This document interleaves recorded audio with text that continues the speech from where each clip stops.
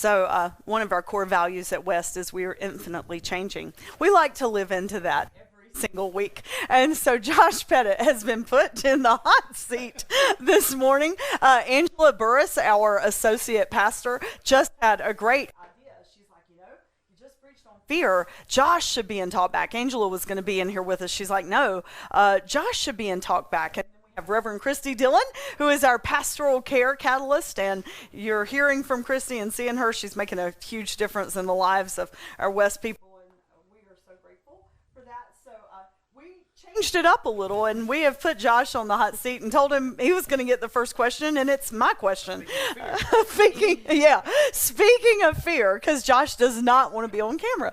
But Josh, I mean, you were the director, of this with our other, teenage directors. What were you afraid of this year?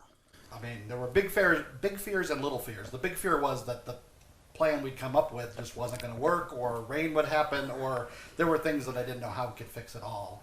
And then little fears like, where are we going to put the water? Is anyone going to come to move stuff? I mean, would people show up to even help? So how did you overcome those fears? I mean, definitely had faith that we had a well-executed plan, and a lot of people were involved. I mean, it definitely is a team effort. We have a great board. We have you with lots of experience. We had lots of volunteers and staff and key leaders that all were willing to fulfill their part. So you and I had a fearful moment during our setup the first day, because we were not as well planned for setup.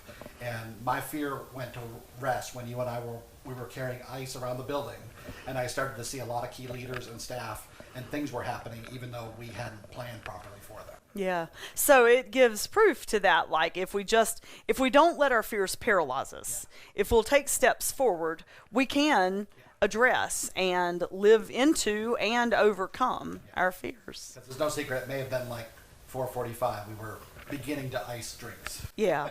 In fact, I was just going to give up. Dawn's like, how are we going to serve the water? I'm like, it's just going to be hot. She's like, Andrea, you cannot serve thousands of hot bottles of water. I'm like, yes, we can. And she's like, no. Around the corner, Brad had 10 volunteers, and hot dogs were happening, and things were getting packaged. Dawn had several volunteers by the water truck. Stuff was getting unloaded. Lindsay was with the volunteer tent. People were showing up and being sent appropriately to the right places. So it was happening even without our control. Yeah. So that actually leads into our first question. Brad, will you share that with us? Sure. First question is, when fear paralyzes us, how can we overcome it? Anybody? Deep breaths. There's some truth into that. Oh, absolutely. And I've tried to learn how to belly breathe and what you learn in yoga and things like that. So that literally, it does help. And I think if you're like around people that you trust, or you're around people that you like, like those kinds of things can help. Because like you were saying earlier about the storm on Friday, you were like, nobody was afraid. And I'm sitting here thinking, I was afraid. And I was like ready to go to my car, but nobody else was going to their car. And so I'm standing there, I'm like, okay, I really don't want to get struck by lightning. But I looked down there and I told Brianna Marino, I was standing beside her, and I was like, you know what, if Andrea can stand out here, I can stand out here. Don't base it off what I do. Sometimes what I do is stupid. Well, same here. I was like, I would never tell my children to do this. I would probably tell them the complete opposite.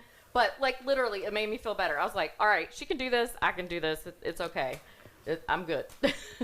Well, and I think, when fear does paralyze us, we have to first own it, own our fear and admit that we're scared. Yeah. I think sometimes we want because we feel like it's going to make us look lesser than or weak, we don't admit that we're afraid.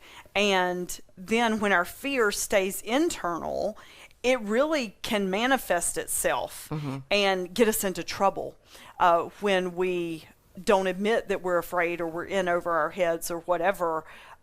Voicing it enables people to help us through it. Definitely. And meditation and yoga and spiritual disciplines, those things really do make a difference. Absolutely. So deep breaths is actually a really good answer. It definitely helps me.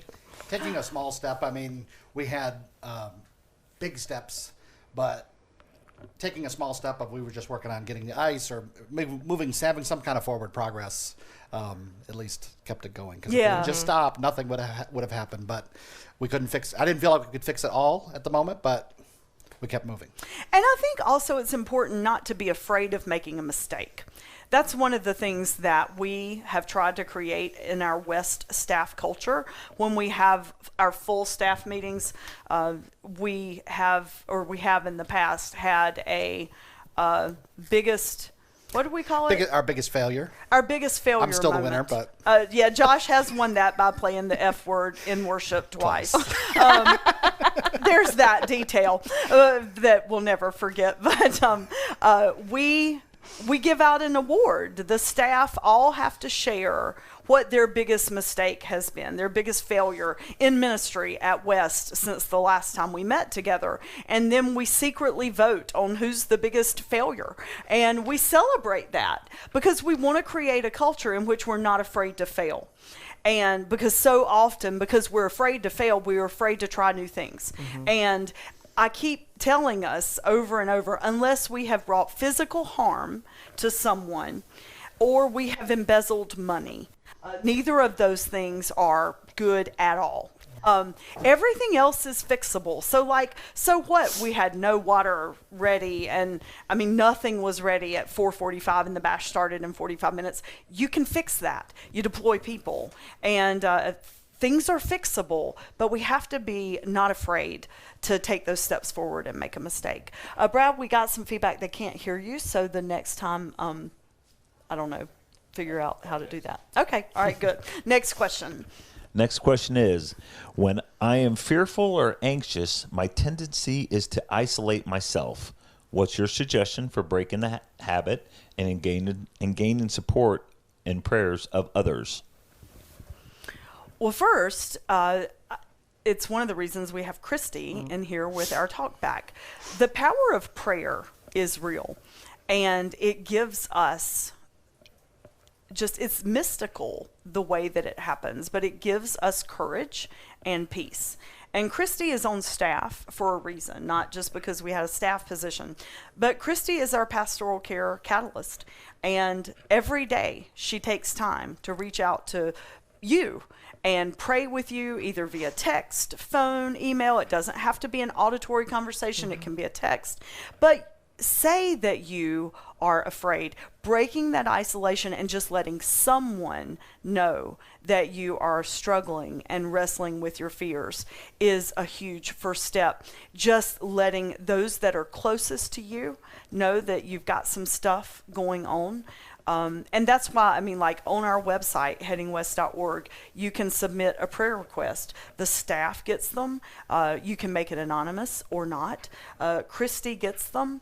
And then we pray for you.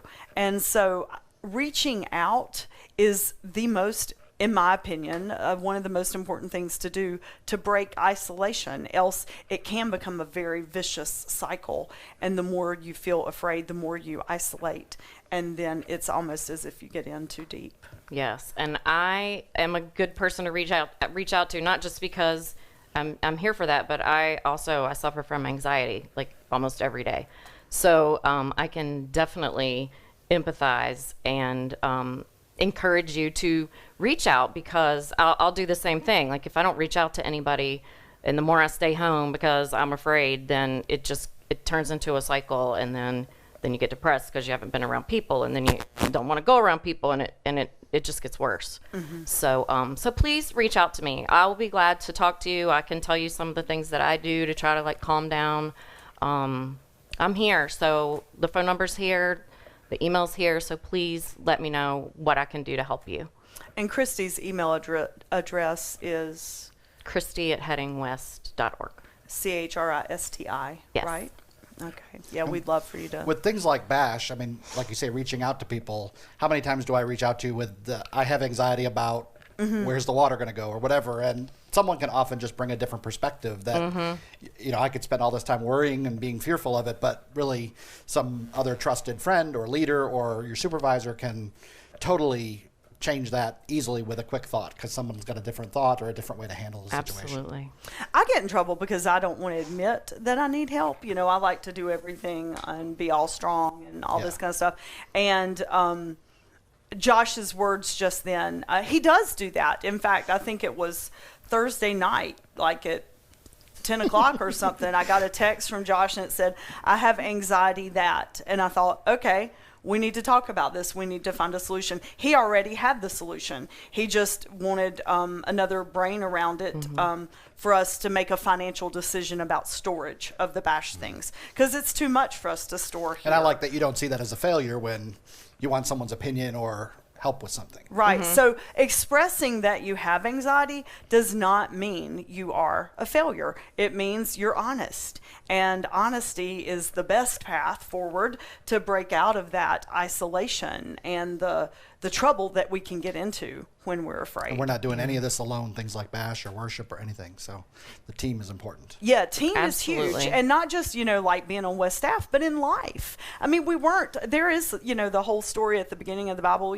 man was not created to be alone. There's humankind and people were created to be in relationship with one another. So don't try to go through whatever you're going through alone.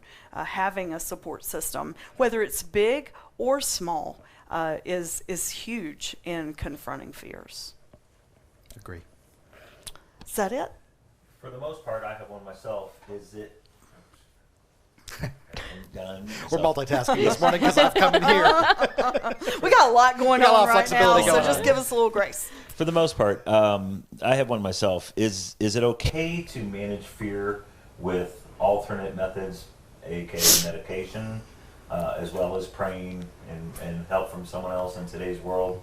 Is there a stigma about taking medication? As Christy, as you talked about having anxiety, I've dealt with stuff in my past about that. Is that something that you guys would suggest for people? That's a great question. If you, I feel like if it's really affecting your life, then you need to get to a doctor, and they can help you decide if you need medication or not. I've been on medications for almost 18 years. And For anxiety, right? for anxiety and depression, yes. Okay. So if I didn't have that, I wouldn't be able to function. I wouldn't be able to have a job or keep a job.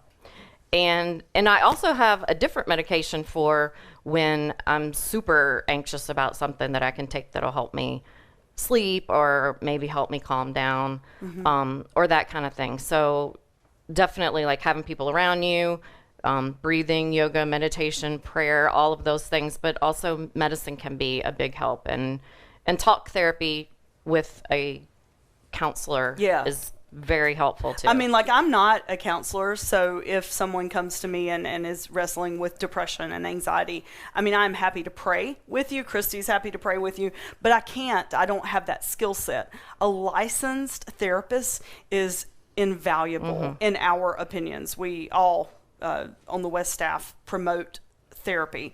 But Brad, I think it's important how you asked that question. You said, is there a stigma attached? Yeah. And sadly, you know what? There just is that stigma, and there shouldn't be. There are medicines for a reason, and anxiety and fear and depression is very real, and it becomes a chemical imbalance in our bodies that we need medication to deal with that. I'm not ashamed to say that in very difficult seasons of my life, over the past 5 to 6 years, there have been 2 different occurrences that I had just gotten so depressed that it just was like the hits kept coming, and I woke up one day and just didn't care if I got out of bed. And that's not normal for me. I usually hit the ground running, and that happened multiple days. And I finally told a clergy friend of mine, and he's like, Andrea, you're depressed and you need to talk to your doctor. And I'd hid it from my doctor because she's also my best friend. So I didn't tell her, which is stupid. And so, but I didn't want that stigma of being on medication.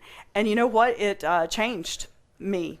And I was able with that and therapy to, after the season passed, I was able to go off of it, then went back on it again when life got really, really hard. And now am not. So it doesn't mean once on it, you have to always be on it. It depends on your level of anxiety, and there's nothing wrong with being on it forever or in seasons.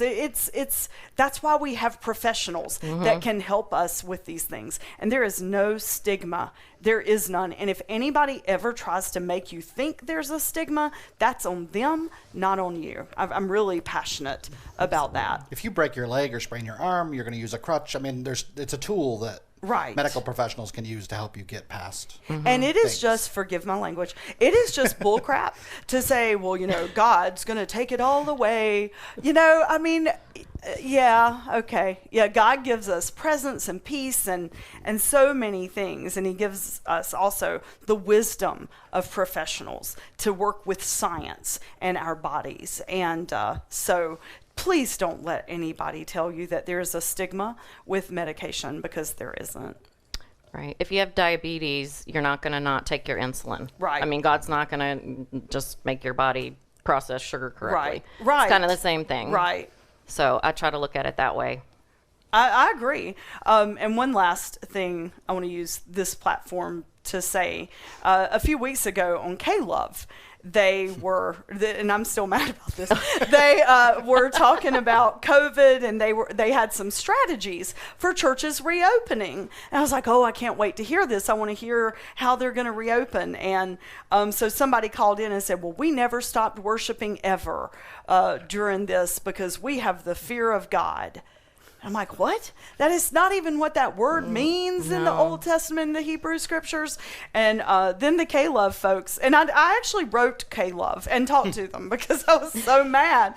Because they're like, you should just get your butts in the seats. And any church that's not having church right now is wrong. And you should just have your butts in the seats. And I'm like, because we should fear God. And somebody said, well, that I was talking to about this, they were like, well, would you just walk out in front of a moving car and go, oh, God's going to fix this? Go stand on 77. Exactly. That'd be dumb. Yeah. And so just fear of God, that doesn't mean that God's going to, just randomly and arbitrarily decide who gets hurt and who doesn't and all this kind of stuff. God is at work through people, and God is at work through our brains to make wise, rational, logical decisions. Yes. And so fear of the Lord means reverence, by the way. But one of our staff members said doing like standing in the highways, like testing God, and that's not what we're supposed to do. Yeah, pretty right. much so. Well, thank you guys for joining for TalkBack. Thank you for the questions, and thanks for a job well done. Thanks. Thank you.